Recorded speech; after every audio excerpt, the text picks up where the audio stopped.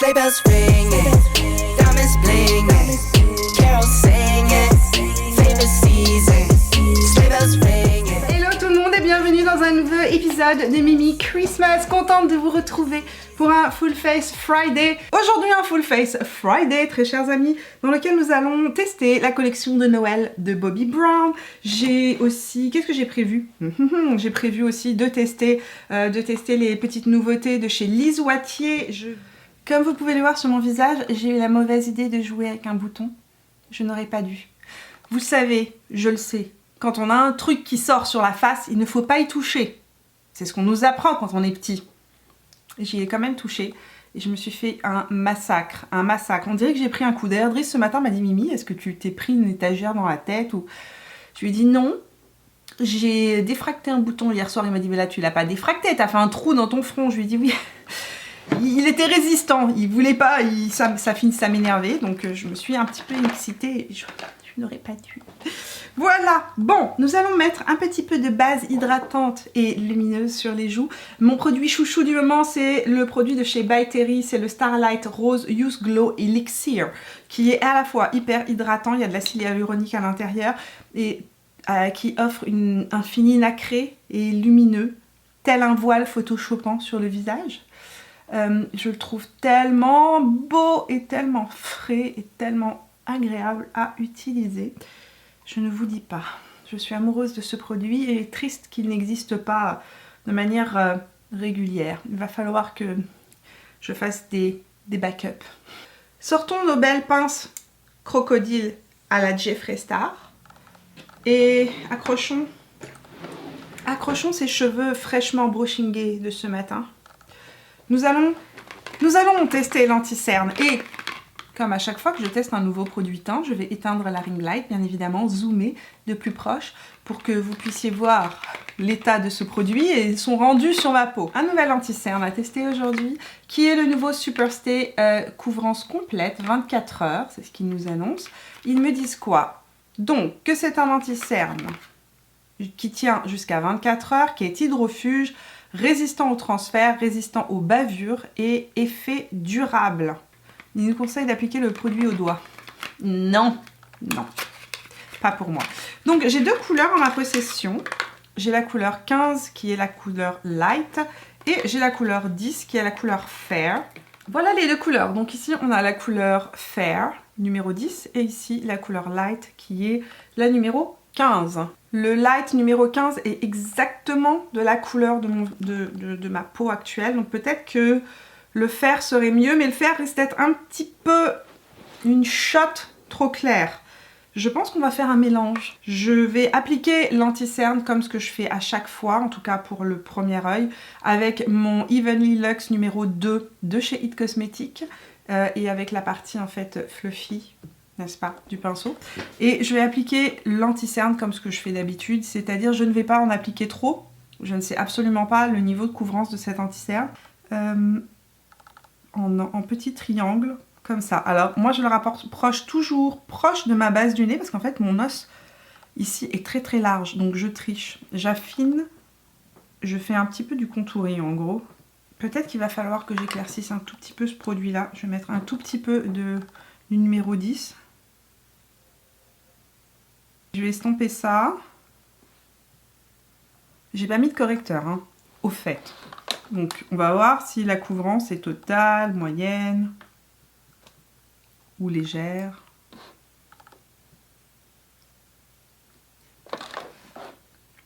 C'est assez surprenant. Alors c'est un anti-cerne qui est mat, je vous le dis immédiatement. Le résultat est mat, mais c'est hyper naturel. Je suis vraiment surprise.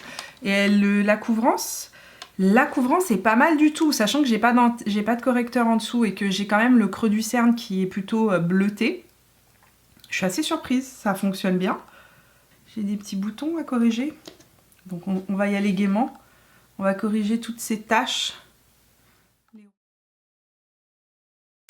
On va estomper un petit peu les rougeurs des joues. Au niveau de la correction de l'anti-cerne, c'est assez magnifiquement surprenant comment c'est fin sur la peau. Ça ressemble beaucoup au fini du Superstay, en beaucoup plus fin. Le produit a un petit peu creasé, mais on va le retravailler. C'est pas du tout exceptionnel à ce niveau-là parce que je viens de l'appliquer. Donc je vais le laisser un petit peu sécher et je vais revenir le retravailler un petit peu tout à l'heure après avoir mis le fond de teint. Et pour mon fond de teint, oh, qu'est-ce qu'on veut mettre aujourd'hui au niveau du fond de teint? Ce que je fais très souvent ces derniers temps, c'est que je prends un fond de teint avec un fini naturel ou un fini mat et je rajoute donc le CC Sérum de By Terry à l'intérieur. Je vais mélanger tout ça sur ma petite main. J'ai fait mon petit mélange sur le visage. Ça va donner un petit côté plus glowy.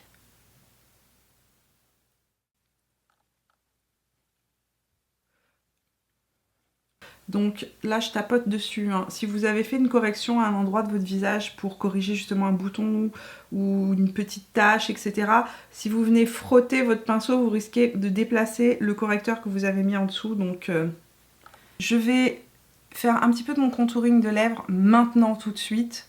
Et je vais repasser un petit peu de fond de teint pour que ça vienne le sceller et lui donner un effet plus naturel en fait.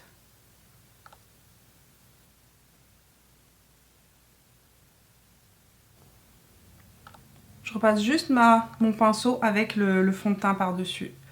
Et là, on va nettoyer la lèvre. Un peu de contouring avec la Hollywood Contour Wand de chez Charlotte Tilbury en couleur pâle moyen.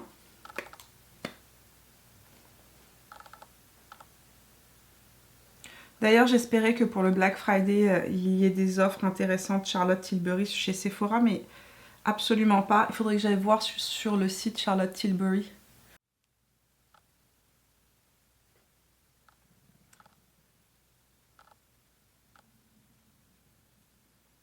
Nous allons essayer le Brow Ultra Slim en blond, parce que je connais le brun mais pas le blond. Bon, faut dire que mes sourcils sont plutôt froids et plutôt foncés. Et j'ai beaucoup de mal à trouver des couleurs qui soient vraiment proches de ma couleur de sourcils. Oh, c'est pas mal. Oh, c'est pas mal du tout.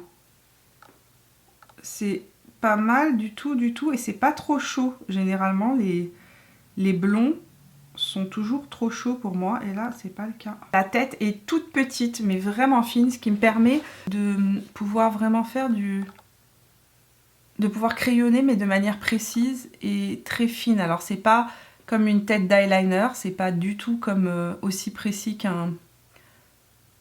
C'est pas aussi précis qu'un feutre eyeliner comme ce qu'on peut avoir dans le Brow Blade de chez Urban Decay qui permet vraiment de faire un effet presque microblading. Mais ça permet d'avoir un effet beaucoup plus naturel, regardez ça. Beaucoup plus naturel que lorsque les mines sont trop épaisses. Hors écran, je vais aller appliquer ma base P. Louise et je reviens pour qu'on se penche sur le maquillage maintenant des yeux et on va tester les magnifiques palettes de chez Bobbi Brown. Elles sont encore dans leur elles sont encore dans leur packaging. Il y a celle-ci, je vous la montre avant. Comme ça, je vous fais saliver avant l'heure. On va utiliser cette palette-ci, je ne pouvais pas passer à côté. Elle est tellement belle, regardez ça. Absolument sublime. Peut-être que je vais compléter aussi avec l'autre palette qu'ils m'ont envoyée, qui est une palette plus froide, absolument magnifique aussi. Regardez les couleurs, j'adore.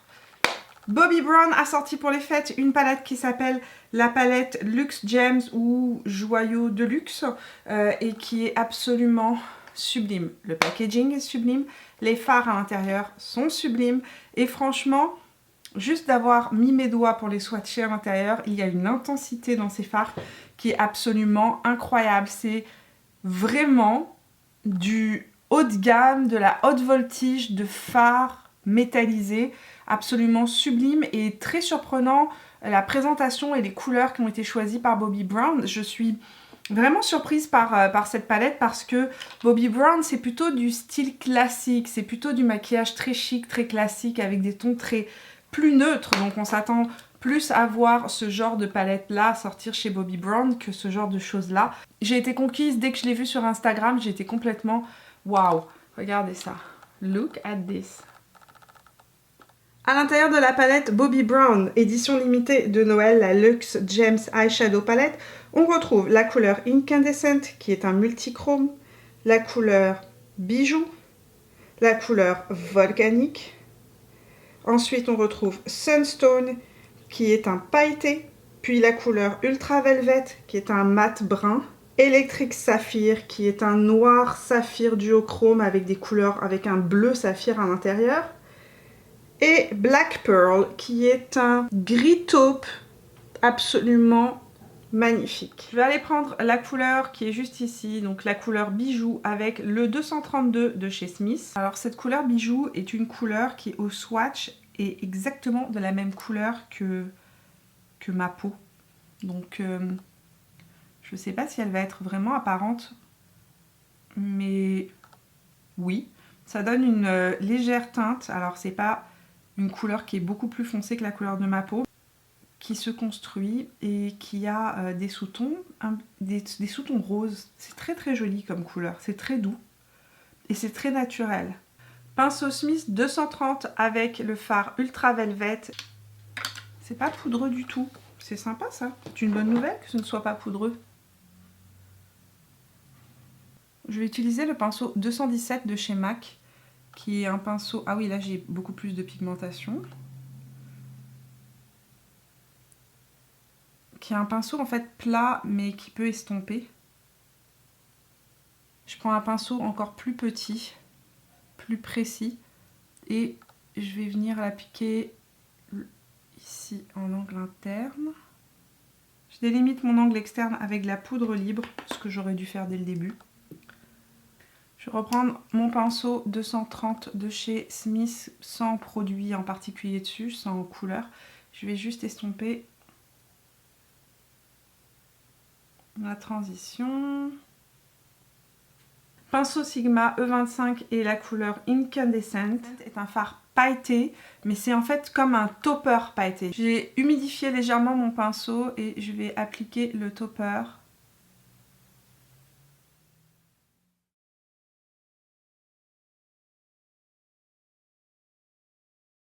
Je vais prendre le pinceau E25 de chez Sigma, je vais le tourner en fait du côté qui est propre et je vais prendre le Sunstone. Je vais prendre le Sunstone qui est juste ici. Un rose gold mais qui a des petites paillettes argentées à l'intérieur et que je trouve sublime. Ça c'est vraiment les couleurs pailletées. Il y a aussi des couleurs métallisées dans la palette. Mais aujourd'hui j'ai joué un petit peu avec les couleurs pailletées pour voir ce que ça donnait. J'ai eu un petit peu de chute avec le fard, le dernier fard, là, le fard le plus clair. Il a fait un tout petit peu de chute. C'est vraiment des pailletés. Je pense que ça se voit. C'est vraiment des pailletés. Donc quand vous les appliquez, essayez d'humidifier légèrement votre pinceau parce que lorsqu'on y va avec le pinceau sec, il y a des petites chutes. Je vais finir mon dessous de l'œil. Je vais prendre un pinceau Morphe et je vais prendre le brun le plus froid de la petite palette. Elle est quand même assez intéressante, il y a quand même 9 fards à l'intérieur. Mais je vais prendre ce fard là, juste ici. Ça c'est la palette Smoke and Metal Eyeshadow qui a des fards qui sont plus traditionnels. On est vraiment sur des mats et des fards métallisés, alors que dans la palette ici on est vraiment sur des fards qui sont avec des finis beaucoup plus festifs et plus pailletés en fait. Pour compléter le look des yeux, je vais aller prendre le brun ici, qui est un brun mat et froid, avec un pinceau de chez MAC qui est le 214, que je vais appliquer en ras de cils inférieur.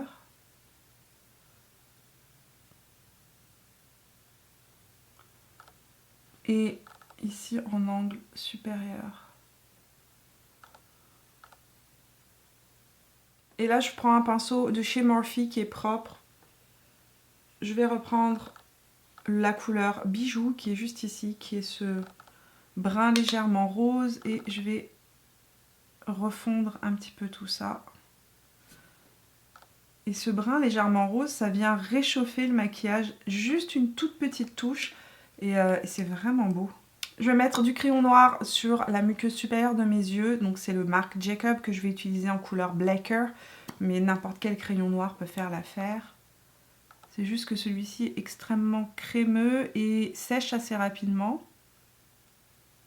Tiens, on pourrait en rajouter un petit peu le long du ras des cils pour intensifier un tout petit peu le ras de cils.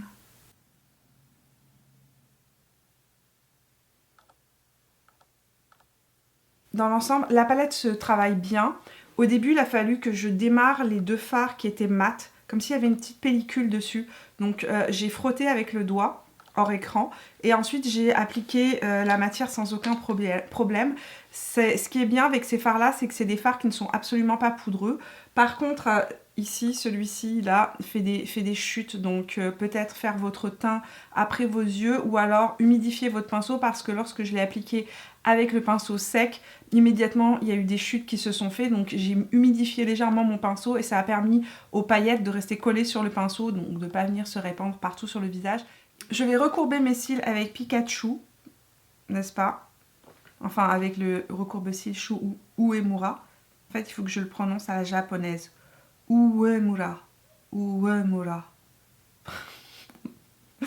Et le mascara que j'utilise depuis que je l'ai découvert, depuis que je l'ai testé, c'est le Lash Expert Twist Brush de chez By Terry, qui est absolument sensationnel. Ce mascara est parfait, il est incroyable, il est franchement incroyable. Il donne de la longueur, il donne du volume, il tient la courbure et il ne transfère pas, et je le trouve vraiment sublime. Et il sépare bien les cils. Quand on passe la brosse, dès le premier passage, on voit la longueur apparaître et les cils ne se collent pas entre eux. Enfin, souvent, les mascaras qui me donnent longueur et volume, il faut que je les travaille longtemps, que je repasse un petit goupillon dedans parce que justement, ils ont tendance à coller mes cils entre eux. Et là, c'est pas du tout le cas. Je vais aller utiliser un vieux bronzer à moi que j'ai redécouvert il n'y a pas très longtemps et dont je suis absolument fan et qui est magnifique. C'est celui-ci, donc dans la palette de Hourglass. Je ne sais pas s'il a un nom. C'est le Golden Bronze Light. Je ne sais pas s'il existe en version tout seul. Je l'ai redécouvert il n'y a pas si longtemps que ça. Et il mériterait sa place au panthéon des meilleurs bronzers au monde, des plus beaux bronzers au monde. C'est un bronzer lumineux, mais qui est tellement subtil sur la peau qu'il donne juste du glow, juste qu'il faut. C'est le genre de glow qui ressort de l'intérieur de la peau. Et je trouve ça tellement, tellement beau. Et je ne comprends pas pourquoi les marques nous font toujours le même coup. Ils sortent des éditions limitées de trucs qui sont absolument sublimes et après on ne peut plus les utiliser. Je trouve ça déprimant. Voilà. Je râle. Mais j'avais envie de tester les produits de chez Lise Wattier. Donc j'ai reçu ce petit illuminateur qui est absolument sublime dans la collection Stardust. C'est un duo poudre illuminatrice. Donc il y a une poudre qui est plus lumineuse au centre et une qui est mate à l'extérieur. Et j'ai reçu aussi donc dans la même collection le blush qui est un super joli blush rose. Mais il y a un petit sous-ton pêche. C'est le genre de couleur que j'adore porter particulièrement lorsque c'est l'été. Ce n'est pas l'été, mais on va quand même le mettre aujourd'hui. Il est vraiment beau. Alors le petit doré qui est juste dessus s'en va, hein. On va l'enlever parce que moi j'aime pas avoir des paillettes. Je n'aime pas avoir des paillettes sur les joues, donc j'enlève généralement les toppers. Voilà, le topper est parti. Il était magnifique, mais non, pas de paillettes sur les joues de Mimi, s'il vous plaît. Qui va donner un côté un petit peu frais. Oh, il est magnifique. Il est magnifique. Évidemment, nous allons mettre l'illuminateur qui lui aussi est absolument sublime. À mon avis, là aussi, le petit côté doré que l'on voit au centre de l'illuminateur Lise Wattier. Regardez comment il est beau. Ça me fait penser aux mosaïques qu'on retrouve au Maroc. Et en fait, c'est un flocon de neige en forme de mosaïque. C'est absolument sublime. Donc ici, on a un illuminateur doré qui est absolument magnifique. Et à l'extérieur, c'est un illuminateur plus... c'est plus une poudre de finition, un petit peu comme ce qu'on a chez Hourglass. Donc je vais appliquer ça sur le haut de la pommette. Ce que j'ai beaucoup aimé, c'est quand j'avais swatché cet illuminateur là, c'est que ça fait juste... C'est très joli, c'est pas du tout intense, hein. C'est pas un illuminateur genre bam. On voit une lumière qui ressort, mais c'est très subtil. Et puis je pense que si on mouille le pinceau, on va mouiller, humidifier le pinceau. C'est super joli. Donc vous voyez, j'ai juste humidifié mon pinceau et j'ai passé un petit peu mon pinceau humidifié par-dessus ou juste avec une Beauty Blender et ça vient lui donner vraiment un côté beaucoup plus beaucoup plus intense, beaucoup plus intense, c'est vraiment le terme. Ou vous le mettez sec et ça fait vraiment poudre de finition translucide. D'ailleurs, je pense qu'on peut la passer sur tout le visage et voir ce que ça va donner. On va la passer sur tout le visage pour justement voir ce que ça donne. Ouh, mon pinceau n'était pas propre. Il y avait des... Je vais la balayer légèrement juste sur la zone T. Comme si ma zone T avait besoin de plus de lumière. Non, je voulais juste voir si ça fait un effet finition.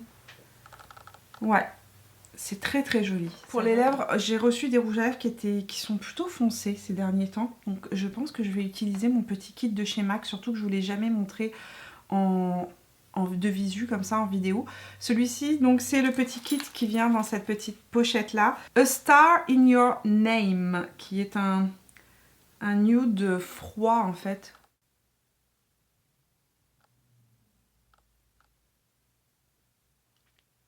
Je vais mettre le crayon Whirl de chez MAC avec.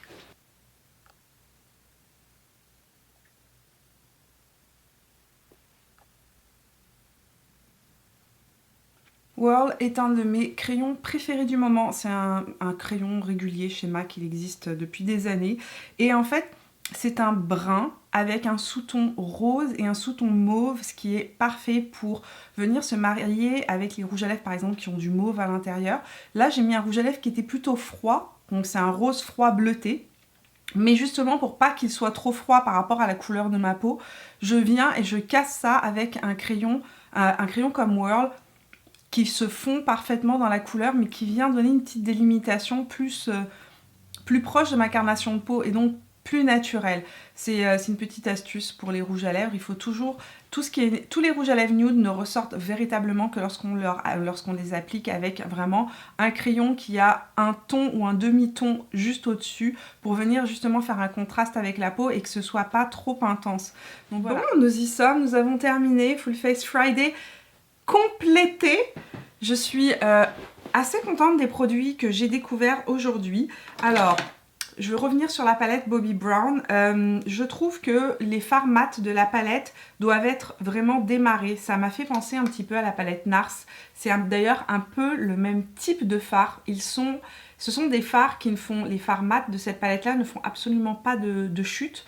Et donc... ils sont assez compacts, donc il faut vraiment la démarrer. Vous n'hésitez pas à frotter votre doigt ou à frotter avec un pinceau de manière un petit peu intense. Ça va retirer la pellicule un peu trop sèche qui est sur le dessus et ensuite vous allez pouvoir avoir la bonne couleur. J'ai remarqué que c'est des fards aussi qui fonctionnent beaucoup mieux avec des pinceaux en poils synthétiques. Les poils naturels ne les prélèvent pas correctement. Concernant les autres produits que j'ai testés, le blush Lise Wattier, je le trouve mais absolument sublime. Il teinte la joue, il ne fait pas de démarcation, il n'est pas pailleté, donc c'est un lumineux non pailleté. Parfait, il ne marque pas les ridules, les défauts de la peau. Enfin, revenons-en à cet anti-cerne qui me surprend, mais de manière incroyable. Il a un fini absolument sublime.